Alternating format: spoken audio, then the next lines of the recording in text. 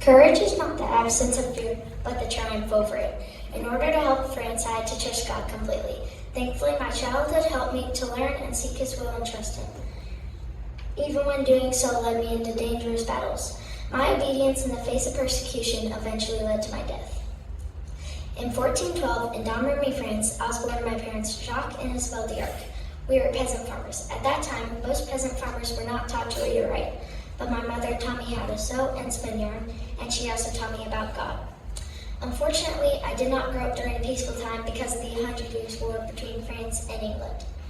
One summer day, I was in my father's garden when an angel appeared to me and instructed me to do as your mother and father tell you, but most importantly, obey the Lord our God.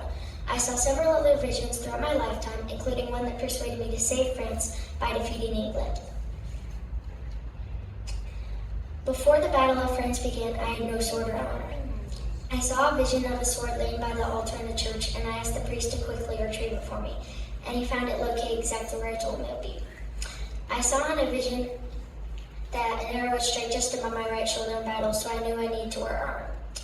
Donning my armor, I led an army of 4,000 warriors to Orleans. Shortly after the battle began, an arrow pierced my right shoulder, just as I had foretold. I went to a garden to put oils on my wound. Meanwhile, the French army retreated because they thought I was dead. When they found out I was alive, they drove the English army out of France. After the battle, I escorted Charles II to Rheims Cathedral, where he was later crowned King of France. I knew I needed to keep fighting because the English still controlled many parts of France.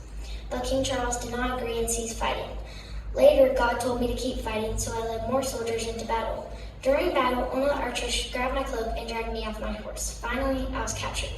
I was taken to an English fort where 10,000 francs were demanded for my release. Shockingly, King Charles, the man whom I'd held for so many years, would not pay the ransom. Desperate to escape, I jumped out of a prison window, which was 70 feet high.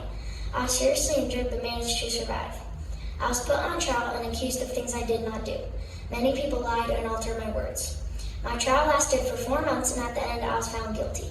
I was taken to the marketplace and burned at the stake. After my death, King Charles used my victories to rally his troops and drive the English invaders out of France. Although I was young, I trusted God, and this gave me the courage I needed to help protect France from England. I played a very important role in the 100 Years' War.